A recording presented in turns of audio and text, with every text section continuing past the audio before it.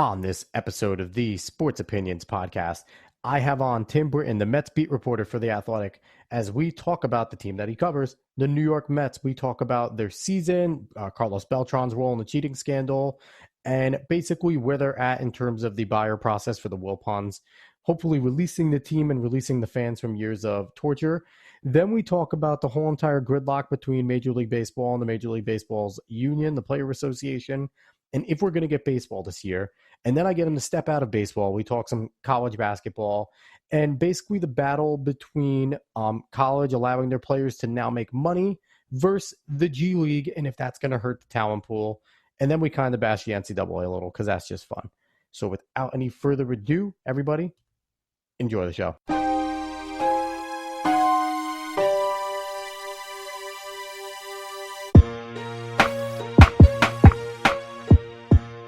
What's up, sports fans, and welcome to the Sports Opinions podcast.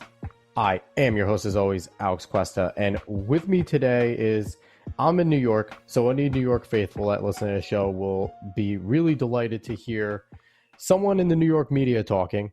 He is the Mets beat reporter for The Athletic, Tim Britton. What's going on, Tim? Baseball is not going on, so not a lot for me to do these days. What's going on with you? On that, we are going to touch on the whole entire baseball debacle, but overall, I don't really. It's interesting. I do this podcast. I'm in Poughkeepsie, New York. I'm a Jersey boy, so unfortunately, I'm a Yankees fan. But I do have a lot of Mets fans around me, so I'm familiar with the team. I think everyone is that's into baseball in the area.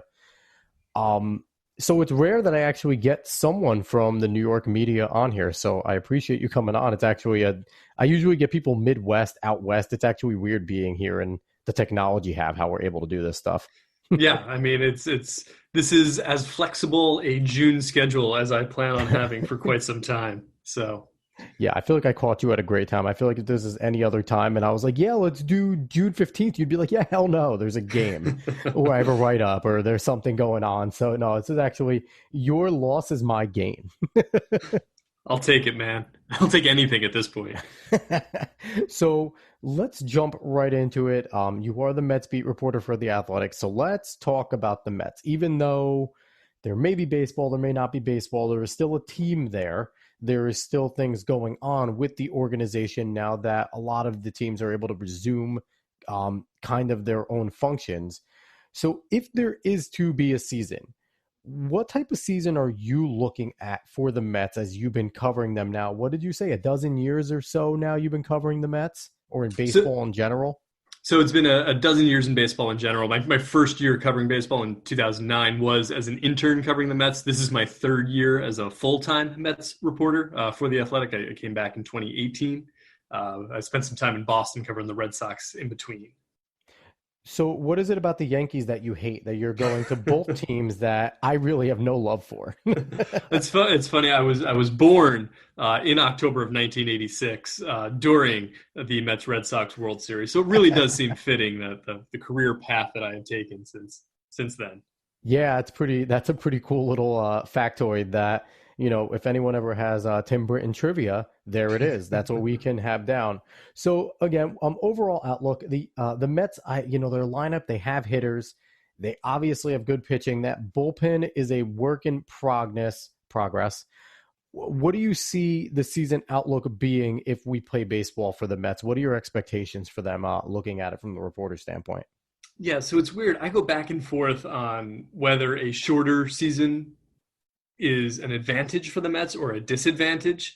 Like heading into spring training and a full 162 game season, like we thought we were having back in February, I thought this was a team that was right around the fifth best in the National League, right? A team that, probably was not up there with LA and Atlanta. But then, in that next tier with a Nationals team that's probably taken a step back, with a whole bunch of teams in the NL Central, with maybe Arizona out west, that would be competing for wild card spots. That was before Noah Syndergaard got hurt, which certainly changes things for the Mets if they do play this season. Yep. And a shorter season, you think generally helps teams that are not as talented as everyone else. So, if the Mets wanted to beat the Braves and win the division, a shorter season helps. If the Mets want to stay ahead of the Phillies or the Marlins, It's different levels of talent there in those cases.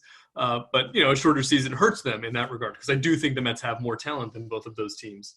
So it's kind of it helps in some ways, it hurts in others, having maybe a designated hitter where Yoenis Cespedes can actually play a legitimate role for you on a consistent basis. Yeah. That's a plus for them, and probably a bigger plus than most other National League teams have.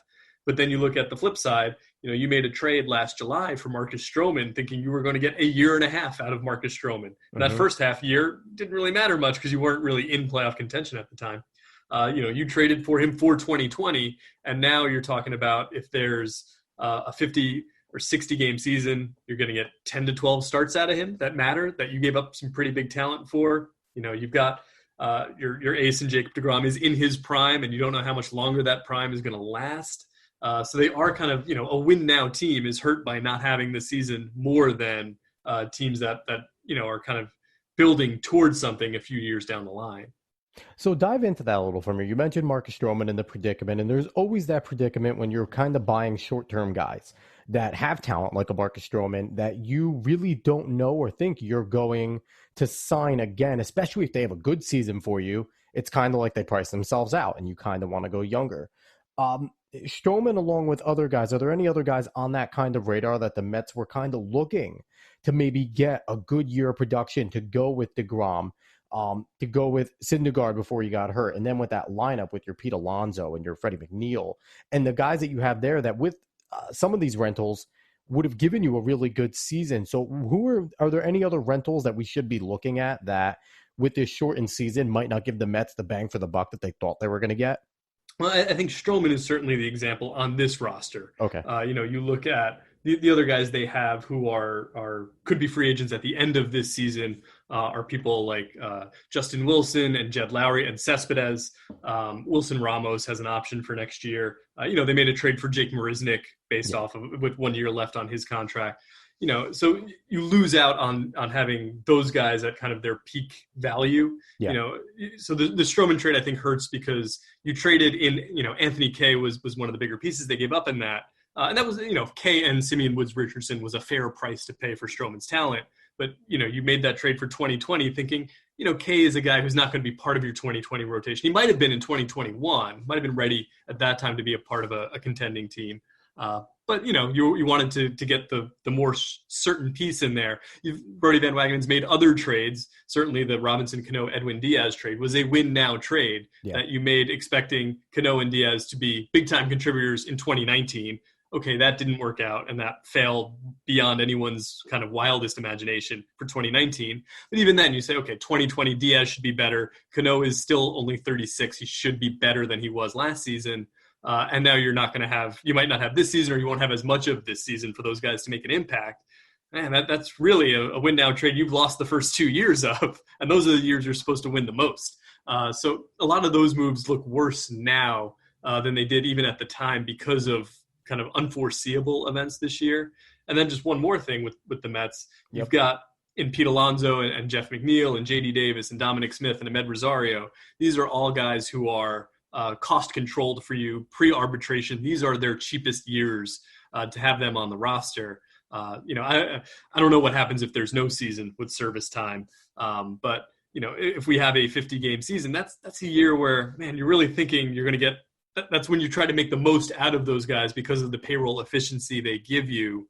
And you don't get that in a shortened season quite to the same extent. So there's a lot of things that the way the Mets had built themselves for this season, it becomes a little disadvantageous for them to have this happen at this moment rather than, in 2012 or 2013 when they weren't a team built to contend right away. Yeah, first off, thank you for correcting me when I said Freddie McNeil. You said Jeff slightly to kind of, put it in there. I don't know what I was thinking. But give me a little on Brody Van Wagenen too, because the New York media is always super tough, especially on, the Mets, WFAN, they're all Mets fans that just torch themselves. The Mets fan base is the most self-hating fan base I've ever seen in my existence. I, from the outside looking in, have thought that Brody has done a pretty good job. He's gambled a little. The Cano Diaz, a lot of people put it as a failure. I think Diaz, with his 2 seasons he had before, where he was arguably the best closer in baseball, he came in. If he can adjust to New York, the Mets might have their Mariano Rivera for the next 10 years. So I'm not ready to give up on Diaz yet. But overall, I think Van Wagenen has come in and given a little swagger that the Mets haven't had in a really long time and made some moves that I think the Mets, that franchise, has needed to make, whether they fail or don't fail. What grade would you give Brody? And does he kind of get a pass for this season due to the pandemic? Does everyone kind of get a pass for this season?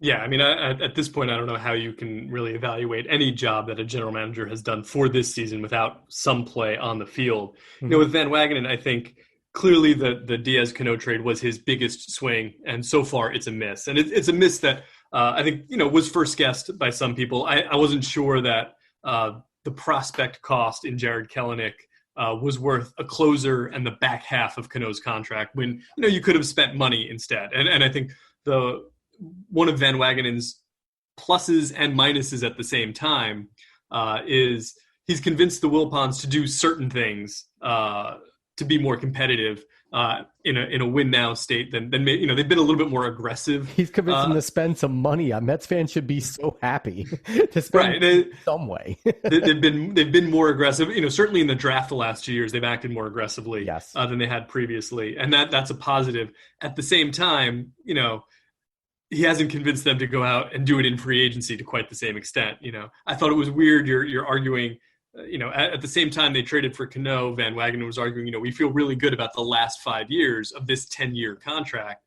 And at the same time, they're not going to go after a Manny Machado or someone like that because they fear the last 5 years of a 10-year contract that you'd have to give that guy. But we can be honest. Cano, even though he was the bigger name to the general public, was literally the throw-in to get the talent that was Diaz. If you know baseball on the inside, you know that this was all about Diaz, and it was just Van Wagenen taking Cano's money off. He doesn't care about Robinson Cano in terms of that. Obviously, he wants him to produce. But Cano was the big name, but he definitely wasn't the prize of that deal. Yeah, I mean, I think that is kind of the Edwin Diaz trade. Yeah, I wouldn't say the Cano acquisition is negligible because it did make Seattle more amenable to trading Diaz in a way they wouldn't have been otherwise. Mm-hmm. But the Mets did pay a pretty significant prospect cost. I think like a Kelenic package for Diaz. If Cano weren't part of it, if the Jay Bruce and Anthony Swarzak weren't a part of it. Kelenic for Diaz is still kind of where you'd start with that trade conversation. And you could, to me, it's tough to do that for a closer. When I covered the Red Sox, and you'll probably know this as a Yankees fan, like they made so many trades for back-end relievers that did not work out. The Craig Kimbrel one is the one that worked out the best. But you can think of guys like Tyler Thornburg and Andrew Bailey and Carson Smith and all these guys who did nothing for them because it's so hard. There is only one Mariano Rivera. There's no other guys that kind of have the longevity and the consistency that he does. And so Diaz at that, obviously 2 of his 3 years at that point were otherworldly. And you really liked the idea of him becoming that kind of closer for you. You just didn't know if he would do that necessarily. Bailey was a similar kind of guy when the Red Sox traded for him. Houston Street had a similar start to his career. And it didn't work out for him down the line. So to me, to trade the kind of prospect that they hadn't had in a little while, which was a guy who could play center field for you as a two-way center fielder in Kelenic for Diaz, I would have traded Andres Jimenez for Diaz. And Jimenez was a prospect who had a higher ranking, but was a different kind of prospect. They had a little bit of redundancy there. To trade Kelenic for a closer and a closer who was going to cost you some money soon in arbitration, I thought was probably not the best use of their talent resources. I could definitely see that. I could see that. But, again, like I said, from a Yankees fan looking at Mets fans that have complained the whole time that their team doesn't take chances, they finally have a guy that takes some chances. So give him a little bit of a break. We're going to jump into something a little more serious here. Obviously, Brody thought he had his guy with being the manager. He grabbed Carlos Beltran, and Beltran's name got all sorts of tied up into the Astros cheating scandal. Eventually let go. Luis Rojas is now the manager. It's who they're rolling with. From the inside there, what do you believe was Beltran's role in the whole entire cheating scandal? And do you think that there's anything more that's going to come out about it? Well, I do think from the reporting that some of my colleagues at The Athletic, Ken Rosenthal and Evan Drellick, did, in November and into January with everything, that Beltran was, I wouldn't call him the architect of the whole thing, but he was higher up than some of the other players on the Astros. Everything that I heard and everything that they reported signaled that Beltran played a pretty significant role in implementing that system and pushing it on some guys. So I think, the Mets, one of my regrets as a beat reporter is that, when this story came out in November, that I didn't recognize right away the magnitude of it and the impact it would have on Beltran's ability to be New York's manager, because a lot of his sales pitch as a manager was, hey, I was one of the most respected players in baseball when I was playing. I will walk into your clubhouse and have instant credibility with your players, with your position players, with your pitching staff. I know how to handle the media in this city. That was his sales pitch, essentially. That was what he was bringing to the table. And then I kind of didn't see right away that a lot of that goes away when he's involved in something like this, because a lot of players lose their trust in him. A lot of, you can imagine how a pitcher might feel if his manager was doing this as a position player 2 years ago when he was playing. That might not be your favorite kind of guy to play for. So I think that's one of the things I look back on my reporting. I wish I had realized right away that this is going to be a significant issue the Mets have to deal with. And I think the Mets didn't realize it right away either. I think, Van Wagenen said when that report came out back in November that this is not a Mets issue. This is an Astros issue. We don't have to worry about anything. But you could see, after they did make the decision in January to part ways with Carlos, there some more stories came out about the size of the role he played in it. And the Mets were, I think, happy at that point that they didn't have to further defend him, that, they were worried there was going to just be more and more stories coming if they kept him as manager. And I think it was probably the right move at that point to make a change. And, when I listened to it, when it all unfolded in January, I definitely listened to a lot of New York sports media. And I feel like it was hard for a lot of New York sports media that's been around for a while to they did get on Beltran, but a lot of them defended him and didn't like the move of removing him.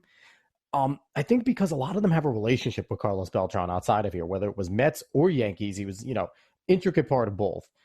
Do you think that Beltran lied to the Mets? Do you think he lied to Brody? Because he had to be asked about the situation. There was already everything coming out when he was hired. And he had to be a question that came up from Brody and the ownership. Like, what was your role? Let us know now so we can nip this in the bud if it comes. Do you think he lied to them and said, listen, I really had nothing to do with it. I knew it was going on. I just kind of let it happen. And I led the team as well as I could. What do you think happened there? Well, one of the things that really surprised me was in January when they decided to part ways.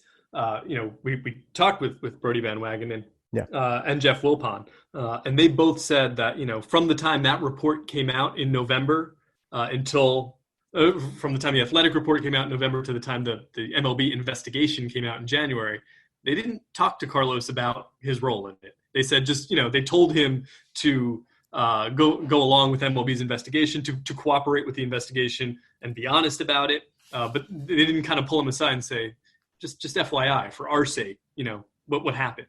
And even before that, in the managerial interview process, this didn't come up. The idea that Beltran played a part. The Astros were a team that, that there were whispers about for several years now about what they might or might not be doing. Oh, the Yankees started the whole entire thing when they now rightly claim that they were banging for the pitches. And now we know that even though AJ Hinch tried to make fun of the Yankees and the press conference right after that game, he was right involved and they were completely right and he was caught and he didn't know what to say. Yeah, so the Mets didn't kind of do the proper background research, and then you got Beltran, who, as opposed to Alex Cora and AJ Hinch and Jeff Luna, who all kind of declined to comment when that first report came out in November. Beltran told the New York Post that I wasn't really part of this. I'd have to look up his exact language. I don't want to paraphrase him incorrectly. But it was essentially the idea that he'll be exonerated in this. He didn't play that much of a role in it. And the Mets certainly seemed to think that was the case because Jeff Wilpon said in January, we did not expect his name to be part of the report. And it was a big part of the report, even though, he was mentioned once. And I think the reason he was mentioned was because MLB wanted to kind of give the Mets an elbow in the ribs and say, hey, we think you should do something about this guy being your manager.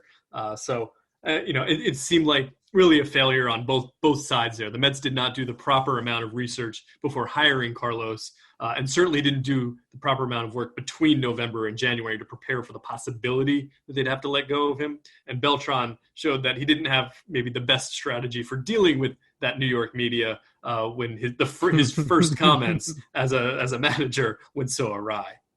This is one of the most Mets things ever, because even as a Yankees fan, I was excited for the Mets to get Beltran, because I thought Beltran, the whole thing, he was a good locker room guy, a very good player throughout his whole career, arguably deserves to be in the Hall of Fame.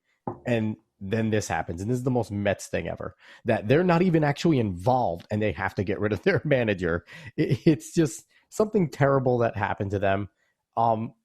So what is the fallout for the Mets right now in terms of that? Is Luis Rojas the guy? Did they make the right decision just kind of upgrading Rojas? Is he going to be a good manager for at least this shortened season?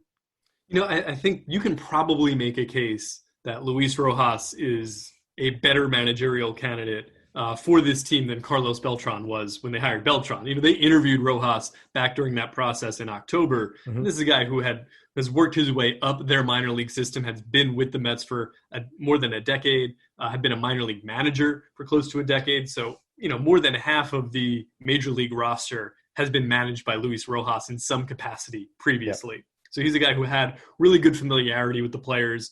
I think you can maybe argue, and I thought this at various junctures, both in October and January, that the right fit for that roster for a win-now team was a more veteran manager, the way the Astros took the approach with Dusty Baker, the way the Phillies did in the offseason, going from Gabe Kapler to Joe Girardi. That maybe that kind of manager was a better fit for this roster and this media market. But I think Rojas is certainly, if you were going to go with Beltran, then you're also, a lot of what he brought to the table, Rojas has as well, in terms of having that clubhouse credibility with guys that he's managed before. And this is the guy who's grown up around the game just as much as Carlos has. Rojas's dad was Felipe Alou. So, he was around a lot of those Expos teams. He got to know kind of what goes into managing a team on a daily basis. And the look we got of him in spring training, it seemed like he could handle the media decently. You never know how that's going to work out until you get your first real firestorm of a regular season, as we found out with Mickey Callaway. But I think the Mets, for what happened to this managerial search, they ended up in a pretty good spot. That's good to know. Yeah, Rojas just wasn't a sexy name, because unless you do the research on him, you don't realize that he has as much of a pedigree as Beltran does in terms of his baseball knowledge and just living your life around baseball. Last thing I want to touch on with the Mets, there's been some rumors circulating that I've seen that Harris Blitzer, big sports and entertainment company, they own the 76ers, the Devils. They've been rumored about potentially being a buyer. We know the Mets have been on the market. How real is that rumor of Harris Blitzer coming in? Yeah, the thing that I can't separate now, and I'll be honest, like, I'm not a business reporter. I don't have the contacts in that industry quite the way I do in a baseball clubhouse. Yep. Is how much of the interest is legitimate and how much of the interest is, well, if they're going to sell at a low price, can we come in and sneak in and steal this for, $1 billion? Yeah. Rather than $2+ billion. Which would be such a steal if you get the Mets at $1 billion. It's insane to think of that too, but they're in New York City. They are definitely one of the most popular teams in all the world, even though they don't market themselves that way. But it's bizarre to think that they would go for $1 billion. That would hurt so many other franchises trying to sell. I mean, the Marlins went for, I think, 1.2. So that gives you a sense of things. Yeah. And look, I don't expect the Wilpons to be selling the Mets for as low as $1 billion. But I think if you're a Mets fan, clearly, I would say the large majority of Mets fans would prefer anyone else to the Wilpons owning the team. But I don't think you want necessarily anyone who's just like, I want to get them at a low price. I want to flip them like a house down the block. And sell them for something down the line when business is a little bit better, the economy is a little stronger because we're not going through a global pandemic and there's not so much uncertainty around playing baseball itself. So I think my concern as a Mets fan would be, is the next owner just looking to spin this off for a profit, or is he going to be invested in the actual on-field product? Because say what you want about the Wilpons, and most of us have, that they do care about the Mets. They want the Mets to win. Sometimes they get in their own way trying to make that happen. But I think they do care about the on-field product. And I think that's better than some other ownership scenarios elsewhere in the major leagues and other sports where it does seem just like a vessel for profit. Yeah, definitely. Yeah, like you said, say what you will about the Wilpons. They are passionate, and just some owners just don't have good luck and aren't the right people. They're not meant to own sports teams. It takes a certain type of person to be able to trust people to spend their money the right way and be willing to lose a good amount of it, because not all teams win championships. So it takes a special type of person. I do have to say to Mets fans, be careful what you wish for, because James Dolan might just get bored and want to buy the Mets, and he has the money to buy the Mets. And if you guys get Jim Dolan, God bless your souls. Yeah, that is a different level of problem, I think. You will want the Wilpons back. We're going to go on to a bigger baseball. We're going to stick with baseball, but you alluded to it earlier. We might not get baseball. The last major sports league in the United States, and arguably possibly the world right now, is Major League Baseball. They are struggling to come to a deal. The owners have what they want. The players have what they want.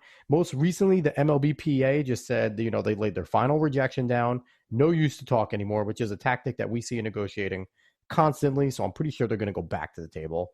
But they laid it out. We're not negotiating anymore.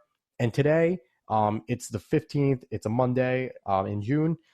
Manfred said he's now getting nervous that there might not be a season. I just want to ask right out the gate, what are your tea leaves saying? Are we getting baseball? Are we not getting baseball? Or are you just in the dark like the rest of us? This is probably the most pessimistic point in this entire process. I think you go back 3 months and 3 or 4 days to when spring training was delayed or was suspended. And I think right away there was some concern over, okay, what is this going to look like when we come back? What are the owners and the players union going to figure out for service time, and a lot of complicated issues as alongside all of the health and medical issues you've got to figure out. Yep. And then you had that deal at the end of March, and it's like, oh, well, that's a good start. That's an encouraging start. We're getting off on the right foot. Mm-hmm. It seems like both sides are on the same page going into this, that all of the acrimony that they've had the last couple of years, they understand that in a pandemic, that's not the foot you want to put forward. That's not the best look, the best optics. So they're on the same page. This all looks good. And then as May came around, you started to realize it's just slowly devolved really over the last 6 weeks. Yeah, it does seem, I think, bad. For a long time, my thought process was that the medical stuff was still the bigger hurdle to having a season than the economic stuff. Today, I feel a little bit differently about that, although I still think there are medical concerns. I thought for most of this time that, as long as the biggest stakeholders in the game, the owners and the players union, as long as everyone wanted to play to some capacity, they were going to get it done to play. But now there's enough doubt in my mind that all of the owners want to play. To me, it sounds like they kind of just want a postseason and to reap in that additional money from the TV deals than they really want to have, a 50 or 60 game season. The optimist in me says right now, this is just a little stall tactic to push back the season a couple weeks, because you can't implement a 50 game season when you've got time to play 70 games. So you got to wait a little longer to make the math work on your side. Yeah. I think that's the hopeful side of me, but there's still another part of me that wonders, man, if they've let it get to this point, it's not much farther to imagine them letting it get completely over the cliff. Yeah, it's taken a turn where, there's always some animosity between the owners and the Players Association, because that's kind of where they stand. It has to be that way, that constricting relationship. So when they do come to a compromise, it is usually for the best. One thing that drives me crazy about all this is we hear from a lot of the big name players, and that's usually a lot of the ones that are talking, the guys that have had already careers, that have made a good amount of money. And the guys that really get hurt to me are those bottom guys, those guys that are in baseball, the money disparagement is insane from your best player or not even your best, your most wealthy player to your player just getting, their first big league contract. And these guys that, they are saying, oh, we don't want to take 33 cents to the dollar. To the millionaires that, they could sit at home and they'll still be okay for a lot of them. These guys at the bottom of the roster, they need that 33 cents to the dollar. They're getting screwed. For me, I feel for them. I understand where people are going at the owners as well. It's this gridlock just kind of sucks for those guys. And then for us as the fans too. And for a sport that has been on the decline, you would think that they would be one of the ones that wanted to get ahead of everybody and get a season going right away. For me, it's just completely mind-boggling in general what's going on from both sides, from the owners and the Players Association.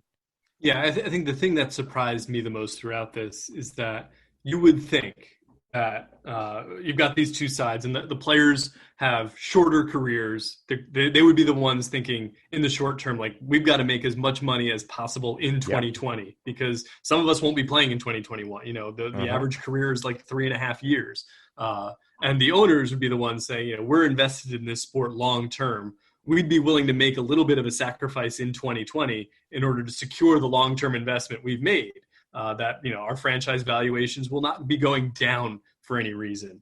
And yet those two sides have kind of taken opposite postures in this negotiation. You have the owners are the ones who are thinking short-term and trying to get every dollar possible in 2020. And you've got the players saying, we'll take less money this year in order not to sacrifice on a principle going into next collective bargaining agreement after the end of 2021. So that's really what's taken me aback was the positions I expected them both to take have been flipped and inverted. And like you said, I think a lot of people frame this as millionaires versus billionaires. And at a time like this, there's very little sympathy for either a Mike Trout, who's supposed to make $37 million this year, or Garrett Cole, who just signed a $324 million contract. Yep. But a lot of major league players are not millionaires. A lot of major league players, a guy like Jeff McNeil, he hasn't made $1 million yet in his major league career.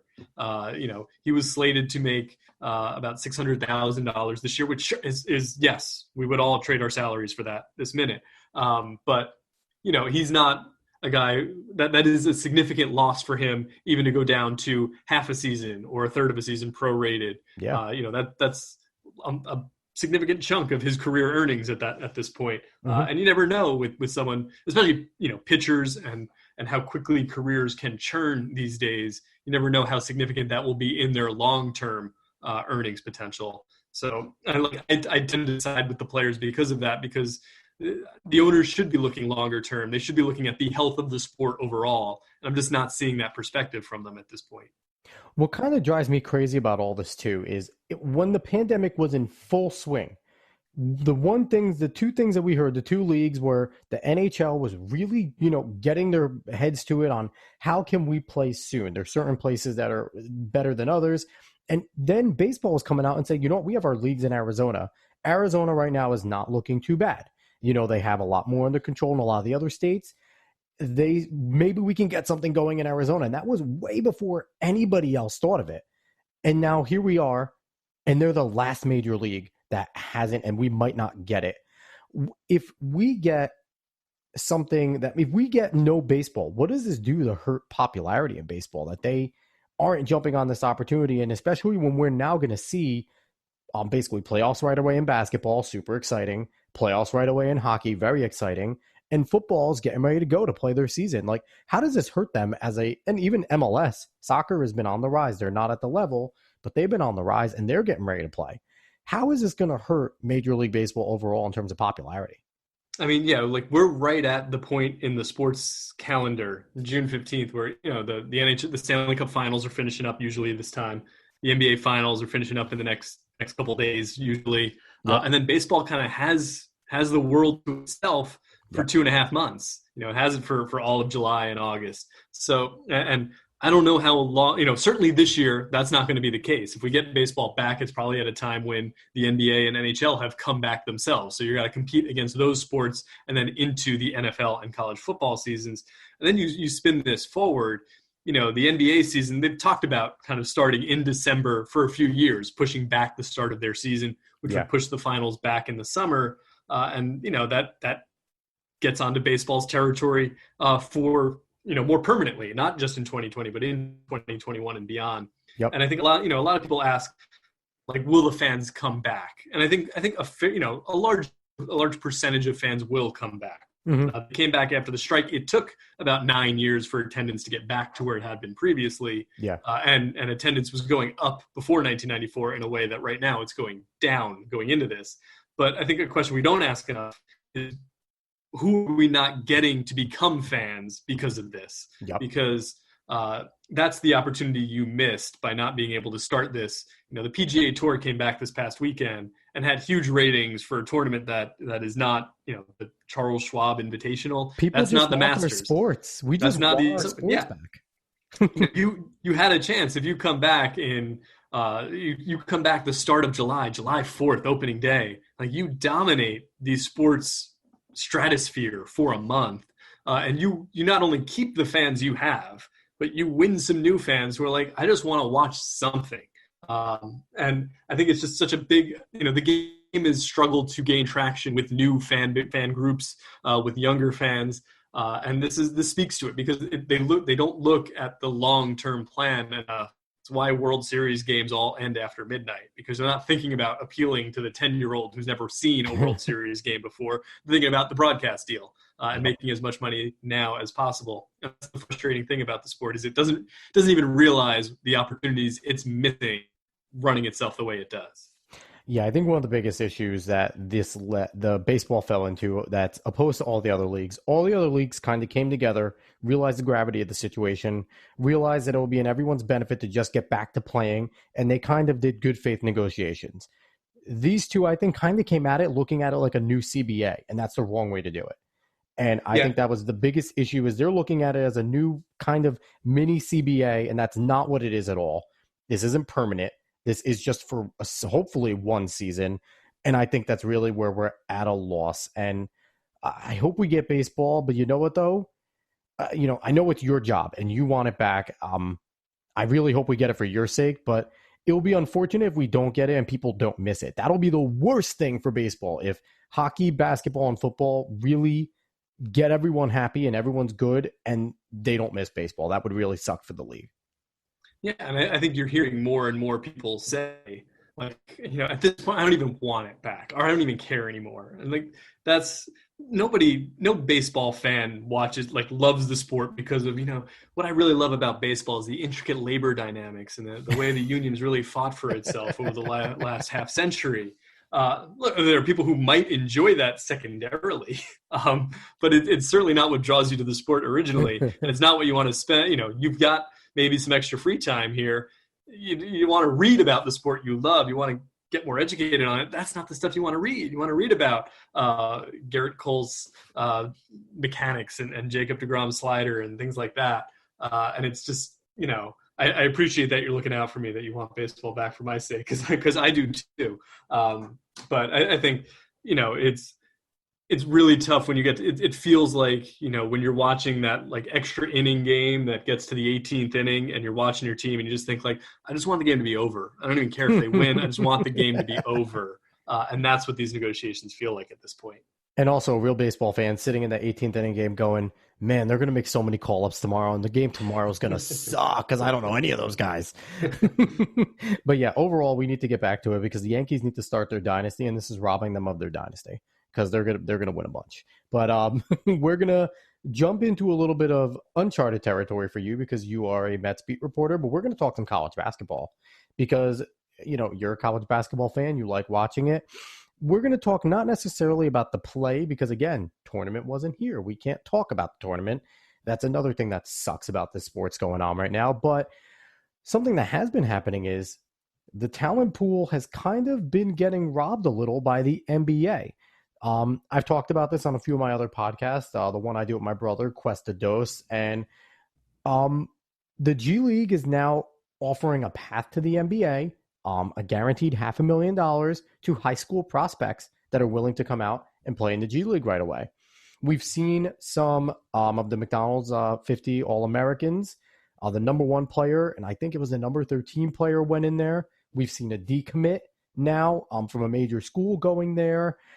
It's not a lot yet, but NCAA is trying to counter by allowing the endorsements. You see the Power Five going to Congress now to try and jump the NCAA, I think in an attempt to try and get these kids money so they don't jump into the G League. Do you think this G League guaranteed money can really hurt the college talent pool?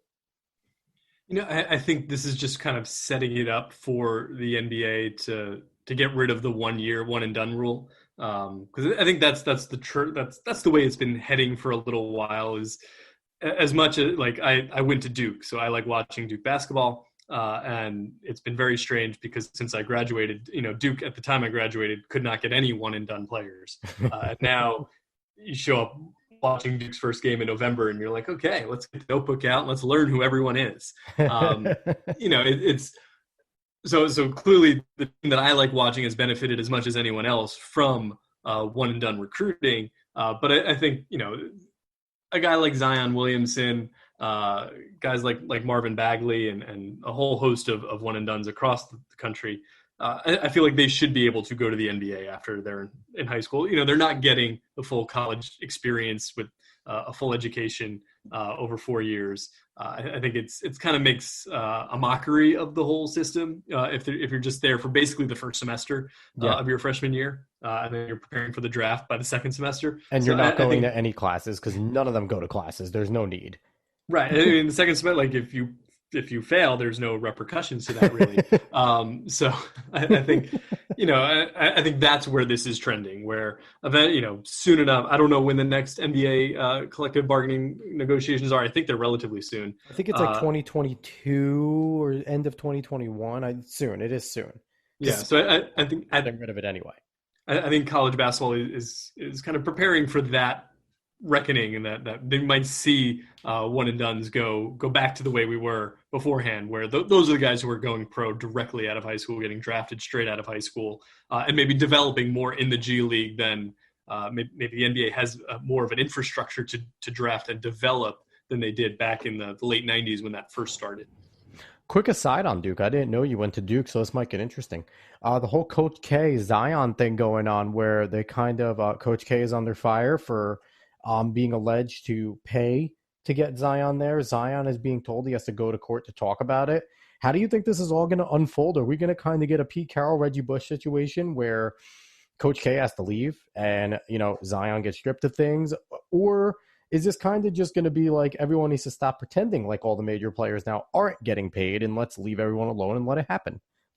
I lean more toward the latter. I like, when North Carolina was going through its own scandals a few years back. Yeah. One of my coworkers at the time had been a UNC alum, and someone else at our paper was like, you don't make fun of them nearly enough for this.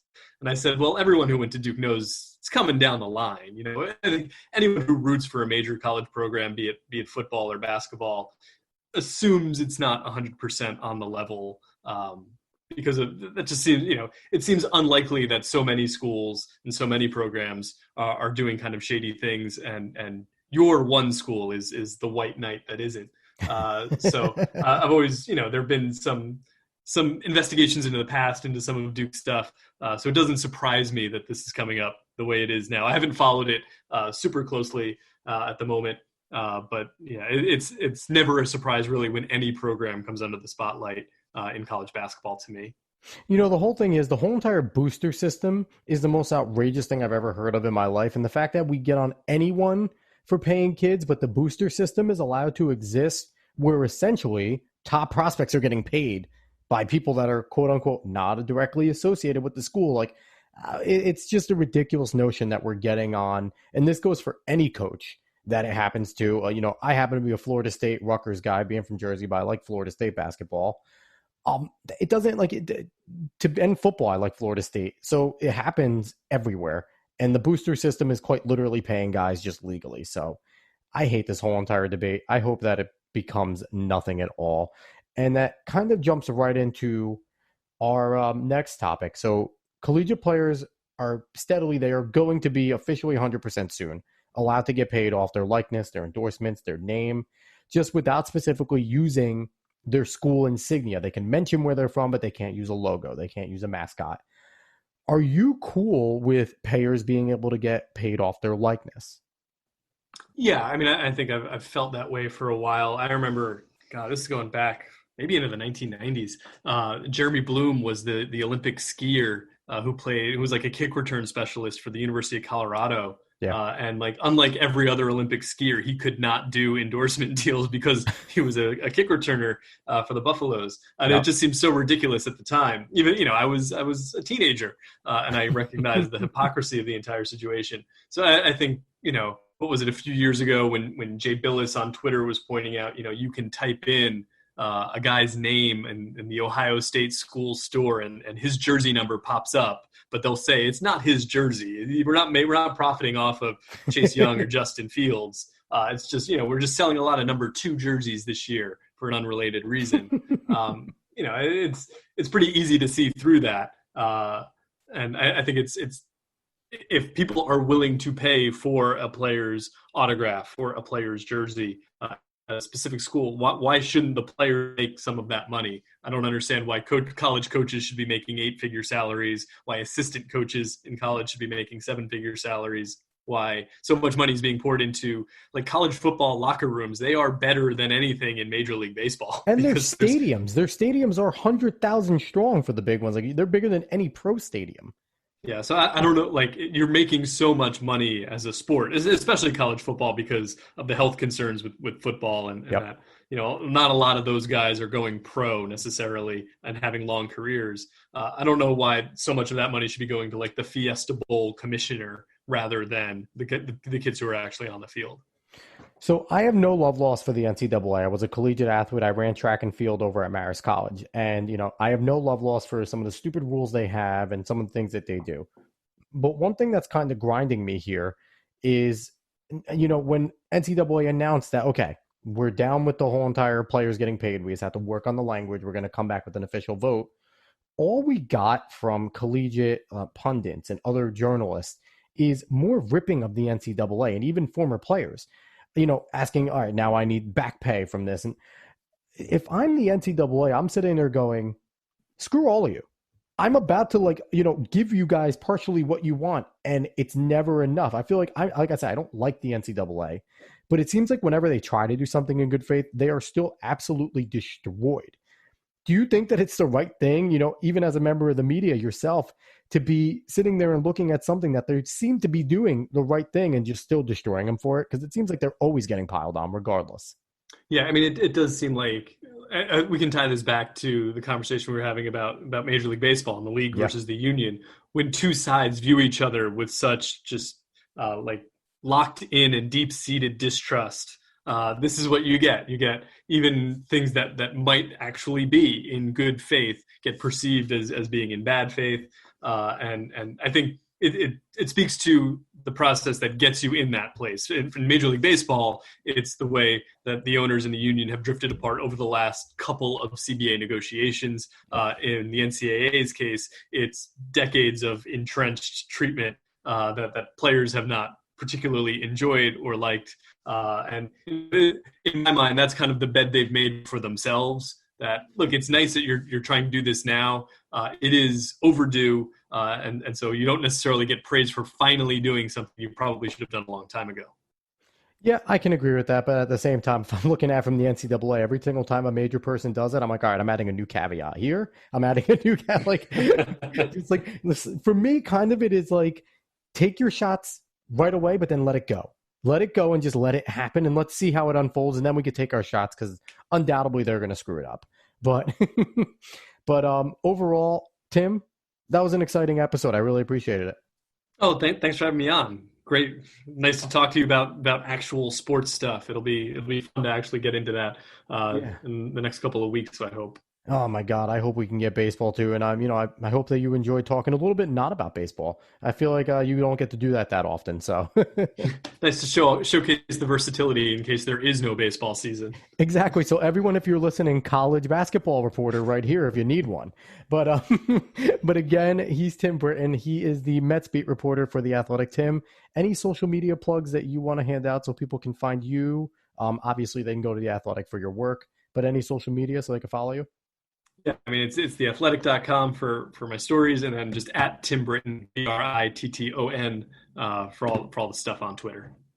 Awesome. And again, I'm Alex Cuesta, host of the Sports Opinions Podcast. You can find me on Twitter and Instagram at @_Cuesta30. Find Sports Opinions on Twitter at Sports Opinion 30, Instagram, Sports Opinions 30. Search for us, Facebook. You can even just Google us and you'll find us there. Subscribe anywhere you're listening to this. You can find this show anywhere you can listen to a podcast. And give us a nice rating and review so that more people can hear Tim and his lovely takes on everything, because this was lots of fun. So once again, everyone, this was the Sports Opinions Podcast. Have a good one all.